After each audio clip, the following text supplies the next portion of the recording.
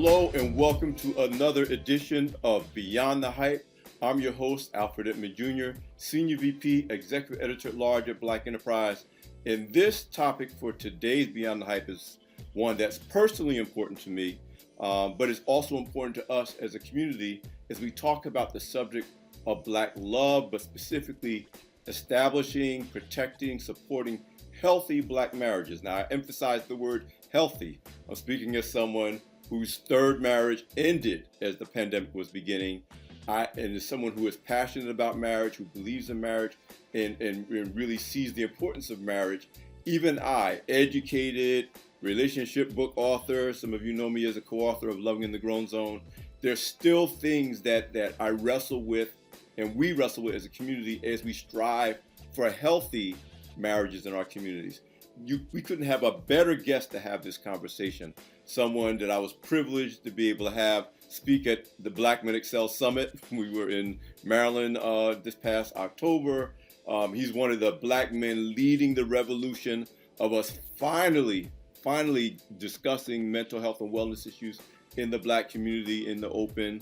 He's a licensed marriage and family therapist. He's a marriage counselor. He's an author. Of course, he's a husband and a father. He'll probably share more about that. But please welcome to the show, Chris A. Matthews. Bruh, thank you so much for joining Beyond the Hype. I'm glad to be here. Thank you for having me. So listen, at the top, talk about what you do. I want you to kind of introduce yourself to our audience in a couple of ways, because I think they both lend to the credibility of what we're going to be talking about in terms of standing up for Black love, Black marriage, healthy Black marriages, and what it's at stake for us, what's in it for us as a community to the degree that we can increase rates of healthy Black marriages. But talk to me about what you do professionally and how you came to that profession, that calling, and then how that relates to who you are as a human being. You are just like everybody else, navigating your way to a healthy marriage. And obviously, the work of sustaining one and keeping it healthy environment is not an easy one. Talk to me about those two aspects of Chris A. Matthews. I love the fact that you mentioned the word calling, because this work is a calling. And I got introduced to the calling through my own relationship with my wife. We met young in college. I was an undergrad at the time, and I get a phone call, and she says, "Chris, we're pregnant." And she said "we" because she knew without a doubt I was going to be there along that journey. And we learned the hard way, right? I wouldn't advise that you get pregnant at 19 while you're an undergrad. And at the time, I wasn't even doing that well academically, but we stuck it out. We did what most people would do. We went to our pastor, got good prayers. Our family was supportive, but at the end of the day, we had to learn how to do that work ourselves the hard way. Once we successfully came through out of being young and married, I decided to go back to college with the intentionality of getting a degree in marriage and family therapy to learn how to then go back into the community and help other couples who may not have had, the same type of guidance that we were able to get through books and materials. And that's what really brought me into the field. And on a day-to-day basis, I'm really now transitioning as more of an advocate for marriage. So beyond just taking on a few couples that I do counseling with, I'm also an American Approved Association of Marriage and Family Therapists supervisor. So I get to train the next up-and-coming Black male or Black female therapist. And I just take a lot of pride in that, because it's going to take a collective effort to do this work if we're really trying to fight for marriages. And then, as of recently, I got into doing the marriage retreats. So I'm doing a marriage retreat actually this weekend in Texas. I'll be working with over 200 couples in Austin, Texas, facilitating marriage retreats and utilizing the church as an opportunity, as a platform to work with couples to really fight for marriage and preserve the Black family. You hit on a couple of points already in terms of your story. On the one hand, we live in a society, in a culture, and it's not just Black, that always imagines a marriage, one, around the wedding, not necessarily thinking about the marriage as much, and two, around at least the belief that marriages start out under ideal conditions, or if they're not ideal, love is going to make it all work out. And And I'm speaking as someone, I didn't really even start thinking about these things until my first marriage ended. And that was actually my first encounter with a therapist. I'm blessed that my first therapist was a black male therapist. My Mm-hmm. current therapist is not. But my first encounter with actual getting mental wellness and therapy was coming out of the end of my first marriage. And my therapist at the time doing something that was actually very revelatory for me at the time, that still didn't take root in terms of me making better decisions until years later. But he made me go through every time I ever thought I was in love with a woman. Not every time I dated somebody, not every time I was, but and there were patterns of my choices that could be deduced from that went directly to me being not only a black male, but the oldest black male of a divorced single mother struggling on her own. I was the de facto male figure in the family. Not that she tried to put that on me, but I felt an obligation to protect and to fill that void as the oldest black male in the family with younger siblings. And it really, on that side, and then the absence of my father, who fortunately I was able to reconcile with later in the year, later in his life, excuse me, he's since passed. But I didn't understand until my first experience of my first therapist how those things shaped what I thought about marriage and what I thought about love and why I made choices that I made and why it did or could or could not work out, even what I thought love was. So talk to me about some of the broader things that we don't always think about as a society when we decide we're in love with someone and we should marry them.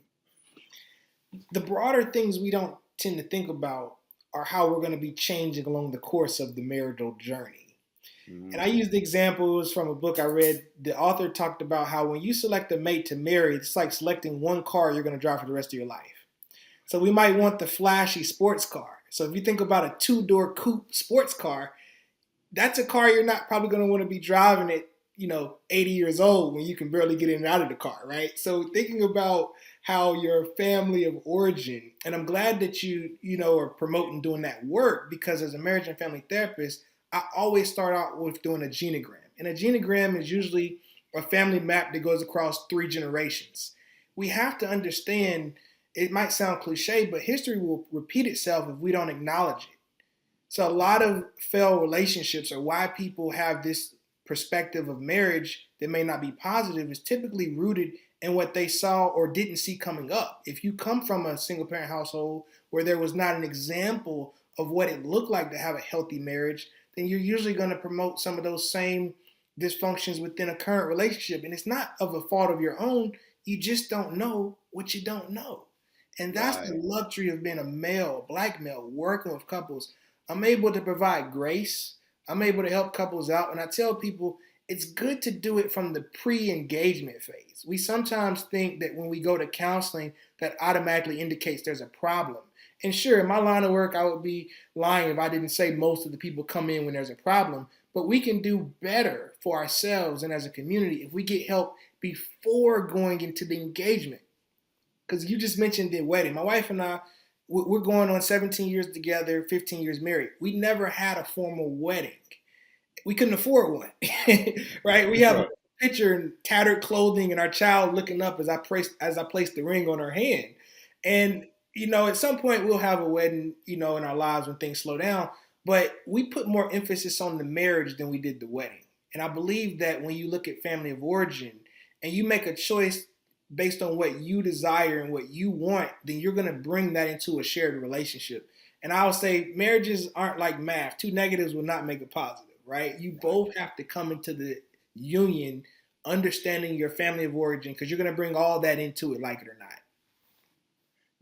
I want to talk some more about this idea because it started out with my first therapist going through my understanding what love was and what I got from my experience with my mother, and at the time the absence of my father. I actually gained a lot once I connected with him that actually helped me. It's helping me even today in terms of my understanding of love and marriage, because that once that gap was filled in, there were some other things about the way I thought and the way I moved and the way I operated that once those missing pieces of the puzzle of my makeup was filled in. But I've gone over the years. Again, the first time I got married, I was 26. I'm 60, going on 63 now. So over the years, I went from just that first step of understanding my mother and my father Mm-hmm. to looking at my aunts and uncles, looking at my grandparents, looking at not only trauma specific to their lives. For example, my mother was orphaned Mm-hmm. when she was 9. That had, let me take that back. She was orphaned in the way you were orphaned if you're a girl whose parents died in the 1940s, meaning her father was still alive, but black girls, or maybe girls in general, didn't stay with the male relative Right. when they were young. They were The sent to aunt, live with. grandparent. Right, right. That's how I ended up. I'm from New Jersey. My Mm-hmm. family, my mother was sent from Virginia to New Jersey to live with relatives. And so, but to her, as a 9-year-old, she was Mm-hmm. orphaned. Her mother died and her father sent her away. Because as Yeah, a 9-year-old, you don't understand what that means. And that had a deep, deep impact in terms of how my mother absolutely. pursued needed related, the abandonment challenges that she dealt with her entire life. And then, of course, that affected me. But then I learned about my aunts and uncles, my on both sides of the family, and how their marriages evolved. And the more I learned, the more, my choices, even the poor ones, I was like, oh, that's why I did Right. that. Yeah, you That's can why make I a do lot. this. Yeah. Yeah, that's why I'm attracted to this and Mm-hmm. this thing that may not be good for me, but I'm repelled by this other thing that's actually good for me. But and the deeper I go into that genealogy, and even the book "Loving in the Grown Zone," which is still a great book, and I'm still proud of the work I did with my co-author. That was me coming out of my second marriage saying, why do I keep doing this? What are the things that I need to avoid? What would I tell myself if I was 26 again about the way I look and approach relationships that would not necessarily guarantee me a successful marriage? Because again, it wasn't a marriage book. It was like, how do I avoid the damage and the risks that we take along the way toward, I'm going to say it black love, which is Mm-hmm. obviously a hotly celebrated hashtag Yeah. on social media. Everybody wants black love, but nobody knows, or not everybody knows what it looks like and how it feels. But it all is based on things like you said, the Yeah. genealogy. And Family here origin. you talk Yeah. about going back 3 generations. Mm-hmm. Um, Again, and for us as black people, because of our traumatic history, Yes. Yes. again, everybody, no, marriage is not necessarily easy to achieve for anybody, but for us, we have some challenges that are unique to being black people in America. And you talk about the story, and that's really important. And I'm doing my own personal journey this year. I'm releasing a book called Marriage Underdog, and it's actually Mhm. going to be my personal story. And through prayer, meditation, and just processing with my wife, it's time to put that story out there. And our story encompasses our journey of being young and getting pregnant. And I come from a two-parent household. My mother and father divorced prior to me going to college, but they divorced twice. The first time they divorced, I wasn't born yet. It was my brother and sister. They rekindled the marriage and then divorced the second time when I was 15. So I'm putting this stuff out there. And then meeting my wife, who, she was one in her family, the first to go to college. She was predominantly raised with her grandmother. So putting our stories out there is a vulnerable position to be in. But I would not be true to my clients if I didn't first do that work for me. And that story is so important because, like you said, we find trends within our prior history that lead to reasons why we make decisions we make now. So we got to do that work, and it starts with the story. And if you don't know your story, and if you don't do that work, you're going to find yourself dating or being with that same person all over again that may not be right for you. And you said it best. We tend to not know why we're attracted to certain things. And when we know better, we can do a little bit better. The other thing, and I have to say this, early on, many people think, well, if you're better educated, you're going to make better decisions. If you're smarter, you're going to make better decisions.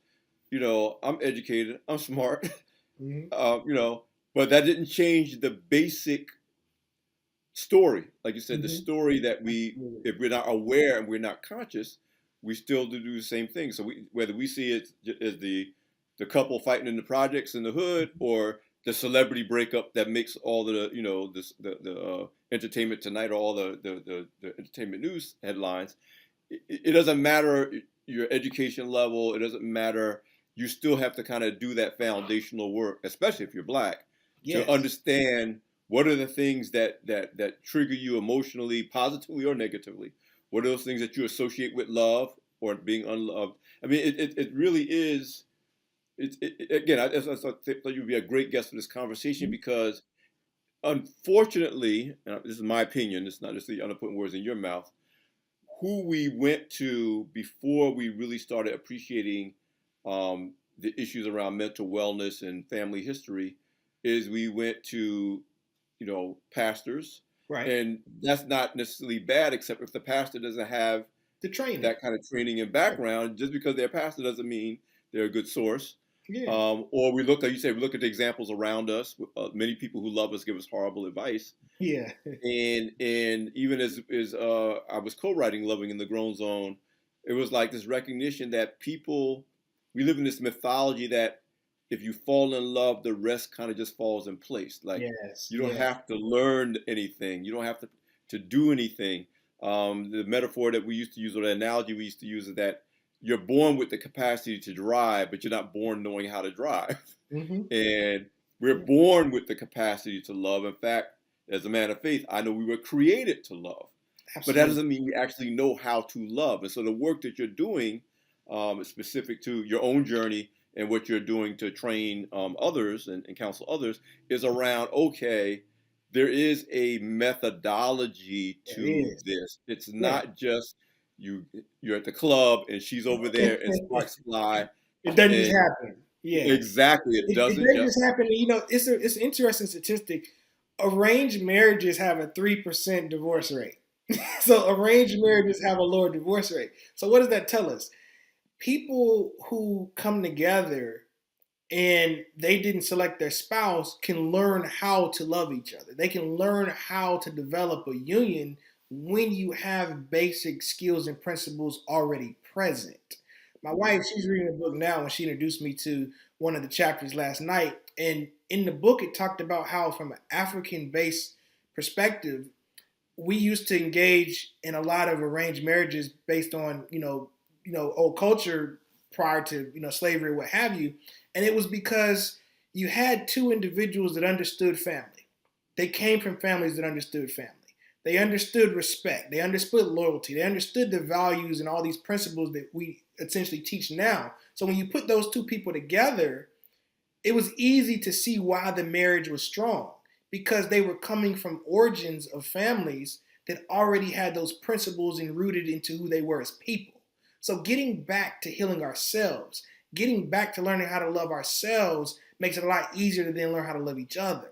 And that's why I believe in this phrase, we have to learn how to open up so we can heal up. And if we open up counseling and get that training from others, and you mentioned the pastor. My wife and I went to the pastor. We love our pastor and minister, and it was a great prayer. But come to find out, legally and ethically, he wasn't able to give us counseling. He wasn't able to give us anything beyond the prayer and to just listen to us. Now, this was back, almost 20 years ago. If you fast forward, you see the faith-based community is now more inclined to give a reference to counseling. The current church I'm at in Charlotte, shout out to my church, New Beginnings Community Church, we have a counseling center at the church that hosts licensed clinicians to provide counseling. So you see now that that's is so common. that is so important because, again, I'm the grandson of a minister. Again, my grandfather, my grandmother, my paternal grandparents, successful long marriage, well, lasting long marriage. My grandmother used to tell me some stories about bumps in the road they had when they were younger. Of course, we think our grandparents were always perfect grandparents, but fortunately, my grandmother and my grandfather did was very honest about some of the early challenges of their marriage as I got to know them in adulthood. But I'm the grandson of a minister. I'm raised in the church. I love Jesus. I'm a man of faith. Yes. My first two marriages were church marriages, um, and yeah, I'm bringing all this out because there's often among those of us who are people of faith that also believe, as long as we're Christians and you love the Lord and I love the Lord, it's all good. It's going to work out. And again, without, and even since the pandemic and since the end of my most recent marriage, I spend a lot more time in the Word, Hmm. just saying, what does the Word actually say about marriage, and then looking at, okay, that's not what I was thinking when I was doing these, making these choices these last few years. So I do think it's really critical. The point you underscore is not that your faith doesn't matter, whatever your faith happens to be, is that it's not a substitute Hmm. for, like you said, the training, the therapy, the clinical and other resources Yeah. that, like, you wouldn't go to your pastor to have him perform heart surgery Right. unless It's he an was actually a ingredient. heart surgeon. Yeah. If he was a Church. heart surgeon, you do it.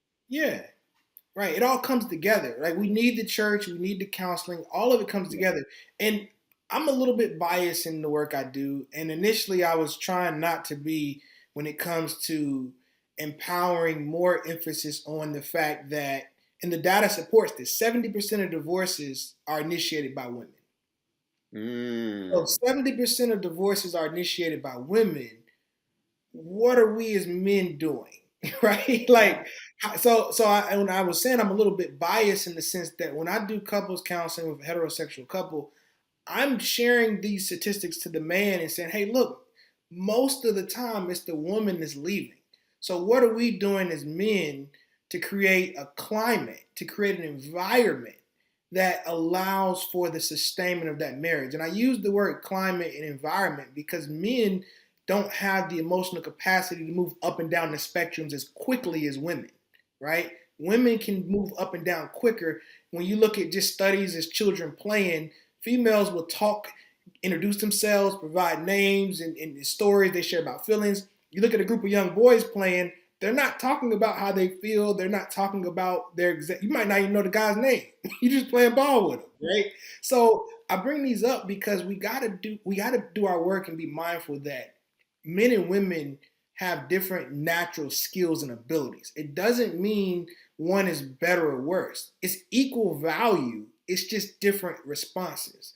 So in the work that I do, I'll set aside the man and say, look, you're not going to win this emotional battle with her. Stop trying to fight that.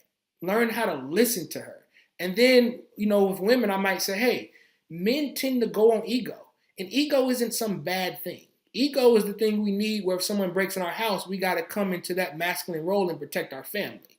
So making sure that I'm teaching couples about how to utilize our gifts. Masculinity is a gift, femininity is a gift, coming together to create something more than what we would have independently. And that's a lot of what I do in the work. And people tend to respond to the fact that we see the equal values, just different roles. And that's so important to pull people together and identify what your strengths are and how you come together to produce that family. And especially in parenting, right? I was working with a couple today actually, and the wife, she wanted to dictate how the dad spent time with the daughter, but then got upset that the dad wasn't as inclined to spend time with the daughter. Right? So Right. these are things that we're talking. This is real topics because Right. and then when you look back at family of origin, we were talking about that earlier. She had been abused in her family of origin or in her past. Her uncle had Mhm. abused her. Now she wasn't concerned of the father abusing her. She was concerned of the father.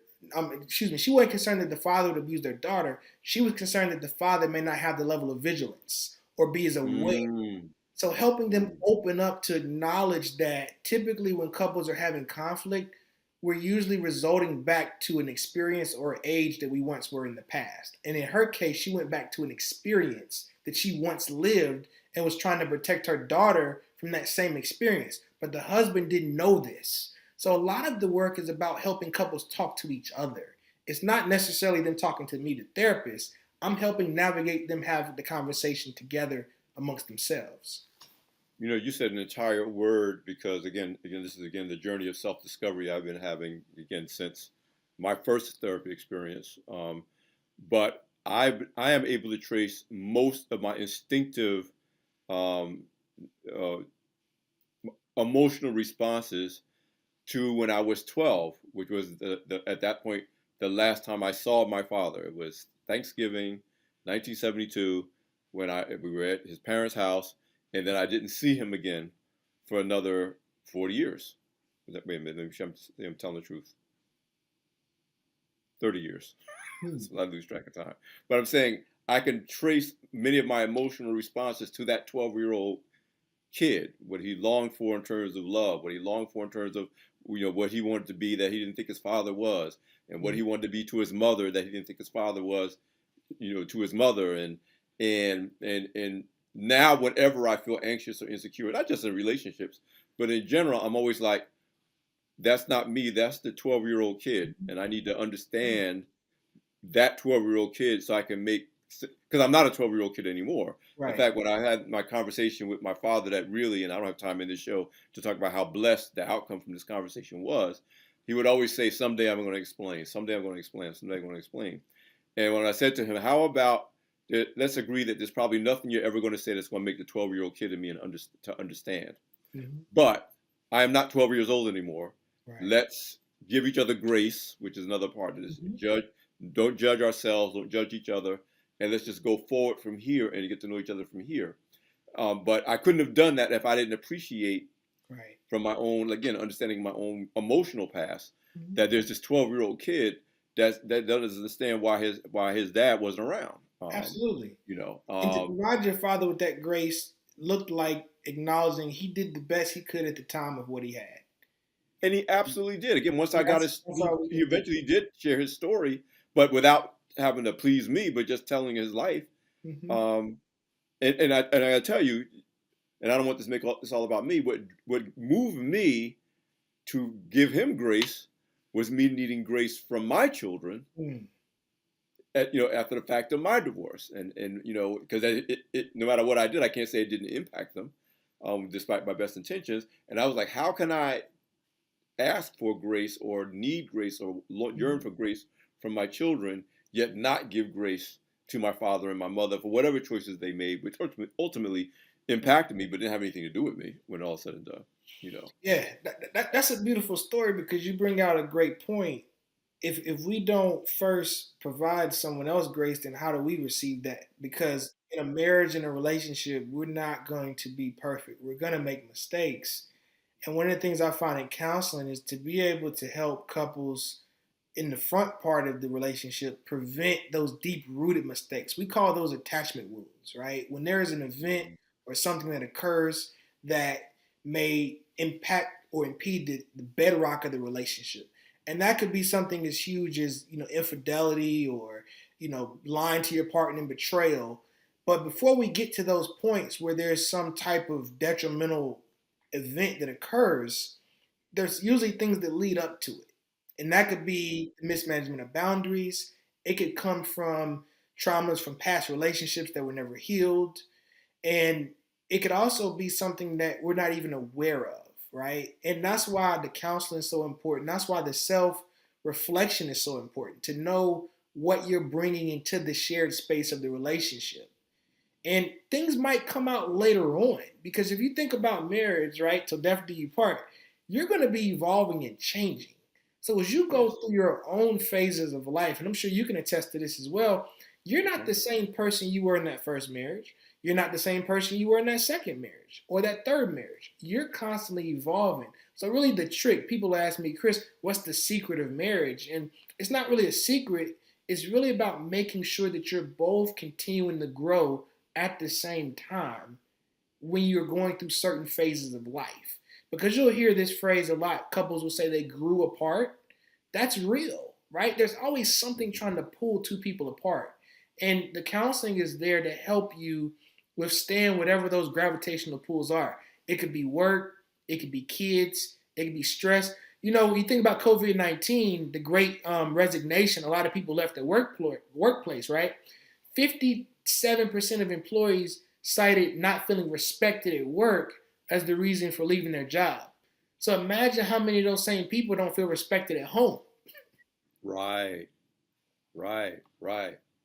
Listen, in the time we have left, I mean, it's just a great conversation. As usual with my Beyond the Hype guests, this could be a 3-hour conversation. But let's talk about, again, standing up for healthy Black marriages, standing up for healthy, sustainable Black love. In the time we have left, what are some things that we as a community, we as individuals, we as couples, should be thinking about and doing. Again, I want to be more solution oriented, Mhm. um, um, to support, to establish healthy marriages, to support and sustain healthy marriages over time, because that's where my, for both on a personal level and a professional level, it's about the sustainability part. So Mhm. my first marriage, I learned the hard way that I wasn't really mature enough to understand what really marriage required. My second marriage, I chose poorly because I was motivated by guilt more than by just choosing a healthy partner. Mhm. And in my third marriage, I think the lesson is it can be good until it's not. Right. And if you don't learn those skills, like you talk about growth and change and your self discovery and who you become, and who the other person becomes, it could be good for a very long time and then not good. And what do you do when you get to that point? So I'm very passionate about, at this stage of my life, as someone who still does believe in marriage. I'm not saying I'll ever get married again, but I'm definitely not saying I won't. But my interest now is in sustainability.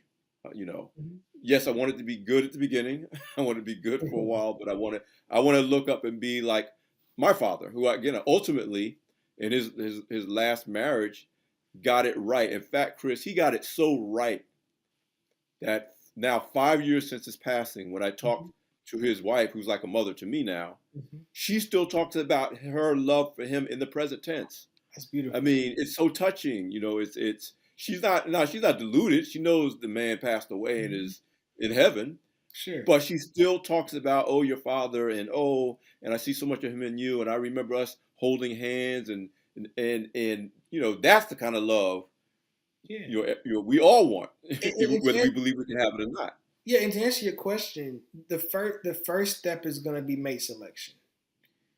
Right? In Mm-hmm. order to establish healthy marriages that are sustained, we have to be mindful of the mate selection process. And mate selection isn't just the person, it's also the timing. It's not just the person, it's the timing of where you are in your life. If there's certain pursuits that you desire that require a level of selfishness, and I put those in, I wrote a book, Finding Your Relationship Fix, and I talk about in that book how there's certain areas where you're going to be selfish.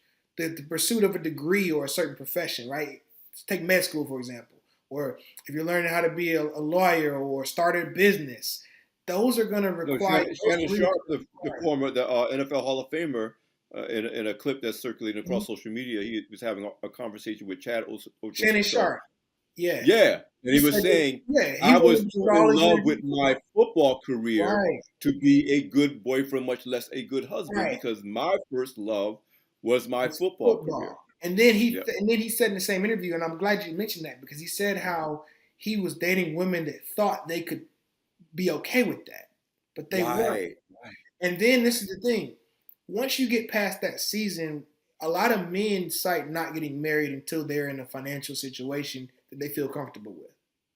Mm. The money is important, having that security is important. Don't get me wrong. However, you still need to have the emotional security as well. Because in order to sustain marriages, back to your question, we got to be able to provide more than just money. We got to be able to Yes. provide emotional security. We have to be able to provide our time and attention and energy. We also have to be able to provide the willingness to grow and change with our partner. If we do those things, then we can create sustainable marriages that last. I want to revisit a point you made about arranged marriages, and we don't live in a society in America where that's ever going to be the way we do it. But Absolutely. Yeah. here's when I talk to people about the value of the arranged marriage in that culture, and they Mhm. just think, oh yeah, my parents just picked my wife for me, Oh and no, I'm like, they're not no, raising it's the not kid. deeper than that. Yeah. There's a whole preparation Yeah. process starting often from when they're kids, Mhm. but like you said, this idea of learning the other person, learning the values of the family, learning. So we're talking about what we would call now dating, courtship, all those things that once upon a time, that wasn't just something that was left to chance. Like you said, it was matching. What It's, makes this a good partnership? What do it's they an bring to the organic version. table? So like Match.com and all those eHarmony sites, Yeah, arranged marriages was the organic version of all of that.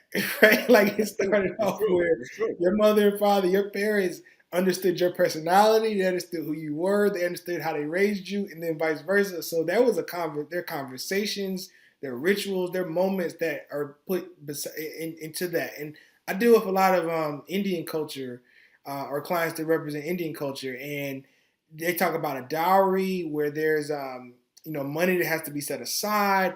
I mean, and I love doing this work because I'm educated on other cultures as well. I don't proclaim to know everything. I'm learning along the way as well. So when I work with these cultures and these people, they're teaching me about why their systems are set up the way they are, and the system is designed for the point you made, to keep the marriage forever, not to just marry to someday have a divorce.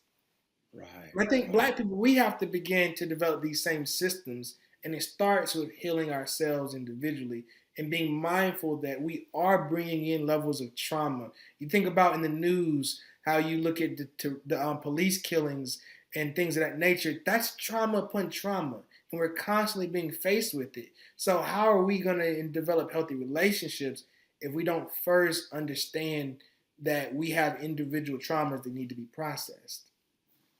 And is so many things impacting us, the Black people. We're Absolutely. often reacting to conditions that we did not create. So when Yes. you look at our history in this country, certainly during slavery, when you were torn away from Mm-hmm. spouses, you were torn away from children, and we can't deny that to be able to survive in that time period, Mm-hmm. there's a part of you that had to be not allow yourself to get overly emotionally attached Right. because you couldn't guarantee that that attachment wouldn't be torn apart against your will. So Absolutely. like you say, you talk about if you come from a culture where there's arranged marriages, and because of that, the chances of the marriage being sustained over time is a lot higher. Mm-hmm. Compare that to a different culture where your marriage wasn't even legally honored. Right. So it could be you could be sold off, torn apart anytime. You And, still have the needs that marriage offers: love, security, and comfort. But it could be stripped from you at any time. And so, yeah, you might come up in a culture now that says, "I can't be but so much invested right. because It's even because though of we world don't order. live in these times I don't know anymore, if I'm our gonna be here. Yeah. right, And right, that's the grace that we have to provide each other. And what I yes, find is that in the courtship phase, when you're dating a person, and this is something that I really hope that people understand, when you begin to engage in physical intimacy and start having sex with the person, that's now going to distort or cloud your vision of what you need for that relationship to move forward. mm, So if we can abstain from jumping into bed so quickly with each other and identify the emotional components and the logical and the logistical components of, do we want the same thing out of life? Are we in the mm, same spaces right now? Are we connected emotionally? Right? We need to do that work because I believe getting into bed so quickly now confuses things, and there are levels of attachment that are produced that may not have been there prior to getting into bed with each other. So that could be a part of this conversation too to help sustain marriages. And the cohabitation rates are increasing. I think they went up 14% in 1 year. So people are now choosing to live together and play house, but not be married. And there's an argument on Instagram. Someone wrote back. They said, "Well, how do you get to know if that's somebody you want to marry if you're not living with them?" And the person said, "I got to experience that person before marrying them." Well, what happens that creates faulty marriages is that when you're cohabitating, you're having sex, you're playing house, you don't have the commitment. And men aren't going to just play house and because we feel like we're with you in that perspective of living there, having sex, and sharing income, that we're going to just get married. A lot of men see it different. So a lot of men also don't see monogamy until marriage. So you have people who are living together, who are dating, having outside sex partners, creating additional trauma, and then they bring that into a marriage. And the marriage is not the baptism. It doesn't wash away the sins of the courtship. So you have right, a lot of right. men who might have been cheating and they were like, "Oh, well, we were just talking or we were just dating." But you have women as well that might do this too. So you're bringing this baggage. So that's another thing we want to look at. How do we avoid bringing relationship trauma into the marriage? Mm. You know, one of the things that was the principles that we even covered in our book, Loving in the Grown Zone. And I'll be perfectly honest. I still wrestle, with many of these issues, Right. um, as I have emerged from my last marriage. But one of the things we talk about is how many of the things that people look for in marriage are the things that are going to necessarily change. Hmm. Like if you're marrying because you got the right money, your money's going to change over time. Right. Exactly. If you're marrying for great sex, if you're together long enough, That's gonna change. that's going to change. Whether Yeah. that's because of menopause, whether that's because of there's any number of factors. Physiological changes, your body, exactly. Your Yeah. body, your circles, yeah. And so while Desires. those All are that. the fruits of a good marriage, and we already know the statistics show that you live longer if you're married, you're Hmm. usually in a better financial position when you're married. So those things are incentives to be married, Right. but they're not the root or the foundation of what makes a marriage sustainable because they will change. If you're Hmm. marrying someone because she's the most beautiful thing you ever saw, and you're focusing on her outward beauty, there ain't no way she's going to look that way when she's whatever she looks like when she's 27. No matter what she does or Right. he does, when they're 57, 67, It don't look that's different. not the way they're going to look. So again, but we live in a society that focuses on, oh, they're such a cute couple, or look, they both got money, or oh my God, the sex must be great between them because they both got, and all of those things are the fruit of a great marriage or relationship, but none of those things could sustain it over time because they will necessarily change over time. Right. The But we live in a foundation. society that tells us to Yeah. focus on that stuff. Yeah. The foundation is commitment. At the end of the day, when I look Right. at the reason why my wife and I have a successful marriage, there's a commitment level. There's a commitment to have more together than what we could have independent of each other. And that commitment is built off of day in and day out. And I always tell couples, every day your marriage should start over. Every day you should seek to be the best husband or the best wife you can be. And that's something that I enjoy about marriage. I enjoy the opportunity to start over and be better than what I was yesterday. And I know you're an avid weightlifter. You're an avid weight trainer, right? Yes. Yes. You can have a great workout, but it's not the one workout that produces your body to be in shape for your show. It's the consistency. It's the Yes. efforts that you put forth every single day to have that end and final And I'm product. going to add to that, even when you don't feel like it. Because Absolutely. when I look at successful couples, and again, my first real understanding of a successful couple didn't happen until I was an adult, which was looking at my grandparents, who by Mm-hmm. the time they started telling me the stories of their relationships and when things went wrong in the marriage, things went right. But ultimately, again, they're another example. Even after my grandmother passed, my grandfather still never lost his love and connection to her, until he passed. But I remember, Chris, the first time I spent time with them after they had retired moved from New Jersey to Georgia, and my first major assignment for Black Enterprise was in Atlanta. So instead of staying at a hotel my last night, I stayed with my grandparents. Looking forward to that, the way my grandmother used to cook and all that stuff. Right. Chris, man, and my grandparents had to be, my grandfather had to be in his 80s. My grandmother would have been in her late 70s. And I'm sleeping in the bed, in my aunt's old bed in the next room. And I wake up in the middle of the night and they are giggling because he's tickling her and they're playing. And now they don't look the way they did when they were, in their 20s.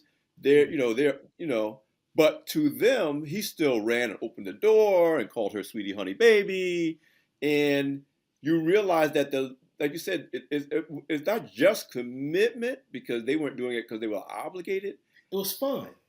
It was fun and it Yeah, was joyful fun, and they were joyful. gracious toward one another Yeah. and forgiving and tender, and they could joke, they could be totally honest with one another, And but let me not, ask you something but though. They had to have had something right with themselves though, too, though. oh yeah, oh yeah, oh yeah, So they it had to started. It have. started with them. They had something right Yes, internally in order to give each other that. yes.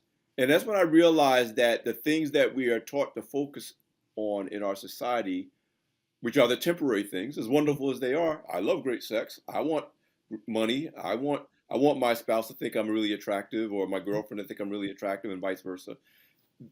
It's not that they don't have any importance, it's that they're not going to be what sustains the relationship over time.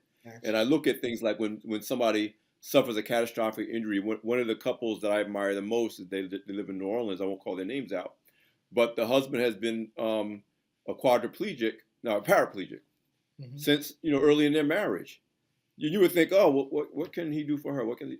Man, I ain't never seen no love like that between. You know what I mean? And Yeah. it's not pity. She genuinely loves him. She's like, that's my man. I don't care. And when you can you're building a marriage on a foundation where no matter what happens, you really are serious about, hey, whatever happens, whatever we go through, maybe you can't do the things you used to do for me when we first met, but That's commitment though, right? yeah, There's a yeah. commitment and commitments on both sides because even if there's a loss of physical elements or abilities, there's still a level to provide emotional stimulation. I was reading something about how when you lose one sense, your other senses heighten. And the same in the marriage. So if you begin to lose maybe your looks, then at that point, the evolution of your conversation or your ability to connect with your partner should enhance. And that's what I believe that creates sustainable marriages. We're constantly growing and getting better because marriage is a lifestyle. Marriage is a lifestyle. Every day there has to be some type of energy and effort put into it. And it should be fun. It doesn't have to be work. I don't use the word marriage takes work. Nah, I don't like work. Marriage takes intentionality. But what I think about when I work with couples is anything that we care about, we're gonna have intentionality toward it. If we care about it, we're gonna put our attention toward it. So that's the other piece in terms of sustaining good marriages, sustaining the opportunity to wake up every day and be intentional about creating a space for your partner and you to both be happy together. What are some other tips as we come down the home stretch of our conversation, or recommendations you would make? Let's talk to people, whether they're currently married, want to be married, um, unhappily, the solution to healthy marriages are I would say the prescription for healthy Yeah, relationships don't change based on where you are in your relationship. mhm, If you got it good, there are things you need to continue to do. absolutely. If you don't have it good, or you're starting all over again and you're looking to make the next one better. But what are some things that would really will help us to increase our ability to be successful at creating sustainable, healthy, good marriages in the Black community, Create, despite all the other factors that are yeah, impacting us? creating the right habits, right? Like my wife and I have certain habits. I don't walk in the house on the phone. We have a habit to make sure that every night we're in the same bed together and we have conversation. We have a habit where whenever I leave out of work or a session, I always call to check in to see where she's at or what she needs, and vice versa. So good habits, creating really solid habits, and you can put that under the context of communication. But I just like to be more specific and say habits. What are you doing? Another one, rituals and routines. A lot of times people in marriages and relationships want to be all spontaneous and do all these surprises. I'm not against surprises, that's great. But for the most part, let's focus on just getting the basics right. I want to know the ritual and routine when it comes to some things that I want to expect from my wife, right? Like, so on the intimate level, I don't have to be concerned. Like, I'll have couples come to counseling, they hadn't had sex in like months, like years. I'm like, wow, like, how did you go that long? Not, and don't get me wrong, there's resentment and other emotional characteristics, but get to a point where you don't allow it to get that bad. Like, I'm not Mm. gonna let my marriage get that bad. I'm not gonna let the environment create a place where I'm now living inside of a prison. And that's a personal responsibility, right? And there have been moments my wife and I may be going through trials and tribulations. I'm gonna have enough sense because I love me enough to be happy. I'm gonna say, hey, look, we gotta do something because I don't like the way this feels. But Mhm. instead, you'll have two couples that turn away from each other versus turning toward each other. So rituals and routines, and learn how to turn toward each other, not away. Those are the two biggest ones I would say to help couples So, out. so listen, you offer just a ton of resources. You are in fact a walking, talking resource.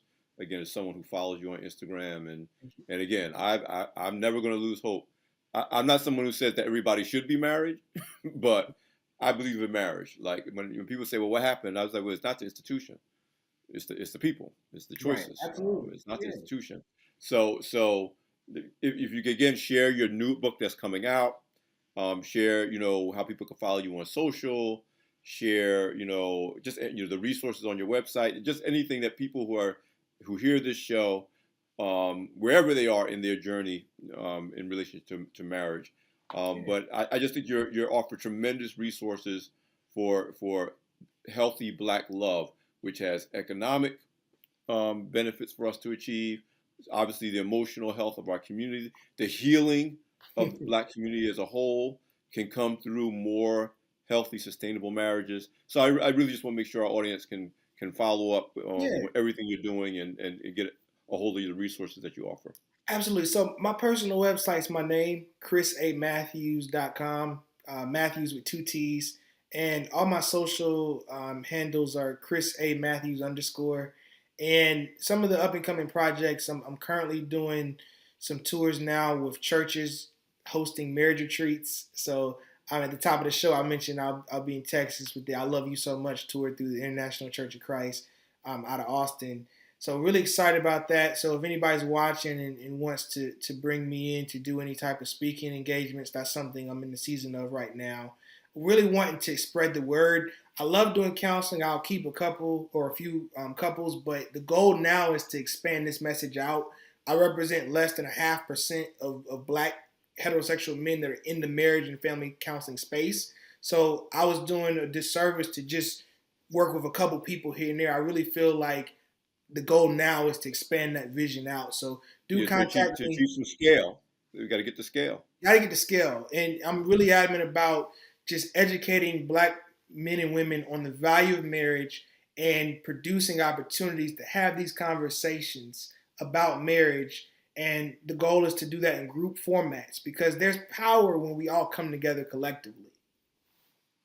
One of my prayers, and we talk about, especially if you're in the faith community, um, breaking generational curses, but actually Absolutely. lean on the other direction, which is passing on generational blessings, not to focus on what I don't want to happen, in future generations, but what I've seen, like my grandparents, and my father. Now that I have a clear picture of when all is said and done, he never gave up, and he eventually found the right person that had a healthy marriage. So I focus about generational blessings, not just avoiding generational curses. And one of my consistent prayers was that my children would know what it means to be in healthy relationships in general, and healthy marriages in particular. And, That's the and, and greatest gift a parents can give their children. The greatest gift exactly. I provide my And children are the examples of a healthy marriage every day with my wife. and as a man of faith, because I haven't achieved that. I Mm-hmm. mean, not that they haven't gotten anything positive about out of my marriages, and particularly my first wife and I are still very very close, and I will always be in her corner. But again, I thank God every day because two of my children are married, Nice. and while only they know the true health of the marriage, I look at them and I say they're really great partners, they're great teammates. They've supported, especially my oldest daughter who's been married the longest. They've been through some stuff, and I see them being there for each other. What is your hope? What are the lessons, both direct and indirect, that you would communicate, obviously, to your children and to future generations of Black people as we try to, again, there's another form of multi-generational wealth, is the wealth of healthy, sustainable, loving relationships. What is your hope and your advice for future generations, Yeah. to do what we want? Do you do better than My past hope, generations did? my hope is that Black men and women can experience what I had the opportunity to experience this past summer when I was in Egypt. I was in Cairo, Egypt, and there was a gentleman. I walked into a pharmacy, and he was injured. And everyone clears out. They pull up a table and they set him up. And I had my tour guide and I asked my guide. I said, "Do they know this man?" And they're like, "Yeah, absolutely. Yeah, we know him." And I was like, so is that a family member? And they're tending to this person. The pharmacist comes around. He provides aid, gives him medication. Someone gets him a bottle of water. They're propping his feet up. And I asked the tour guide, I was like, so are they related? And he said to me, Chris, here we're all brothers and sisters. And that's the hope that I want for Black people. I want us to look at each other, despite what type of relationship it is. And we see each other as brothers and sisters. And we can provide that level of love and care and concern for each other. That's my hope. And if we do that, marriages and relationships will fall in their rightful places. Yeah, so I hear that. Black love is black love. I mean, Yes. we're not just talking about the beautiful wedding and the cute couple, and No. How you if see we have black everybody. love in general, Yes. black love in marriages And, take not, care of themselves. and you know, I'm a man, so I hold other men accountable, right? Right. Making sure we're looking at our women beyond just the physical natures of who they are from a body perspective, right? Like looking at their minds. There was an article I read about Jalen Hurts and his team of amazing, beautiful, smart, intelligent, empowering women that he's surrounded himself with. His agent, his communications advisor, his publicist, and that's the example, right? To see our women as beautiful creations, not just their bodies, but their minds and the guidance. I lean on my wife's guidance. I lean on her to help me make decisions. And I believe that's what God intended us to come together for, to be each other's helpmates, to be there to lean on each other. And as we continue to do that and love one another, then the marriage components will fall into play because we're seeing each other as brothers and sisters in Christ, and we're seeing each other as people who we love and care about. I'm rooting for every couple out there. I'm rooting for every person that's single. I'm rooting for you, Alfred. It's gonna come, man.